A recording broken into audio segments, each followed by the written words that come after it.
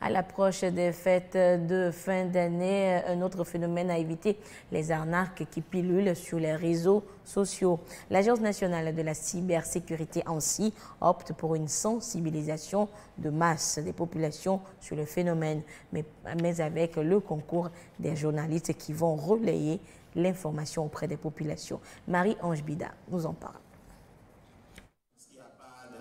Des journalistes dans la peau du citoyen lambda. Tous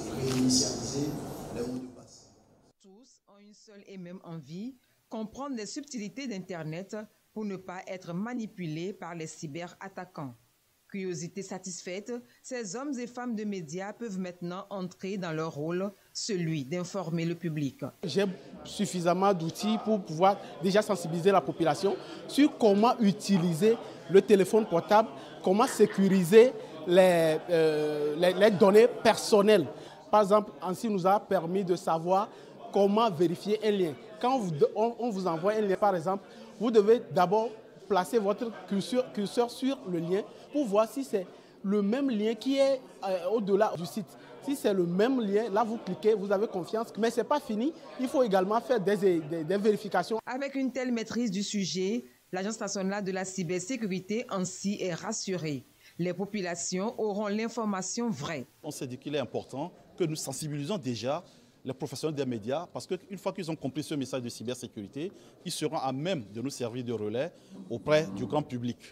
Surtout, nous avons voulu cette séance de sensibilisation en cette période parce que nous avons remarqué qu'à chaque fois que nous approchons de cette période de fin d'année, il y a énormément d'astuces d'arnaques et d'escroqueries qui pullulent sur Internet, notamment des faux sites de promotion, et naïvement, certains de nos compatriotes tombent dans ces pièges.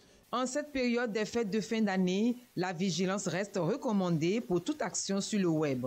En cas d'incident ou d'attaque sur un site ou d'un logiciel malveillant, le CERT Togo est là pour toute fin utile.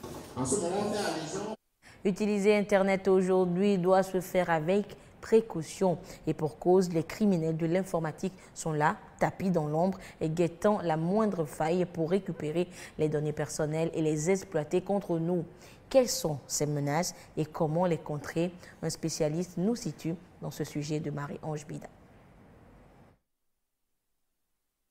Le numérique facilite la vie, beaucoup le partagent, mais à y voir de près, ce n'est pas toujours aussi rose.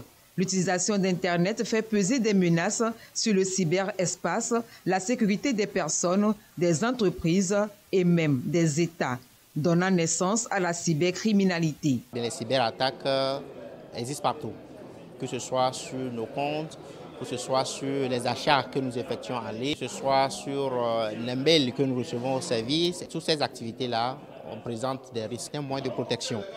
Maintenant, pour bypasser ou bien pour passer au-delà de ces moyens de protection, il faut faire appel à l'humain, à l'utilisateur qui n'est pas informé.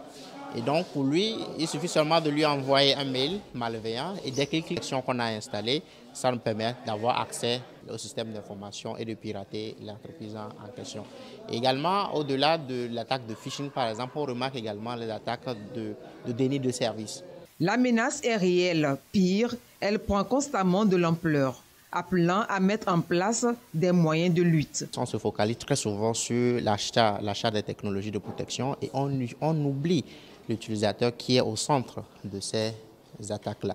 Donc nous devons d'abord commencer par sensibiliser nos utilisateurs pour qu'ils soient informés des risques ou des dangers qui sont liés à ces outils que nous utilisons dans nos services et également investir dans la formation des administrateurs qui prennent en charge ou bien qui installent ces équipements et surtout s'assurer que voilà, nous avons un programme de formation en continu qui permettra non seulement aux utilisateurs également, mais aux administrateurs de toujours protéger nos systèmes d'information.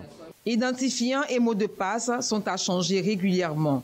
Ils ne doivent pas être enregistrés ou conservés dans des fichiers. En faisant attention à ces petits détails, l'on réduit le risque d'être victime un jour ou l'autre de piratage.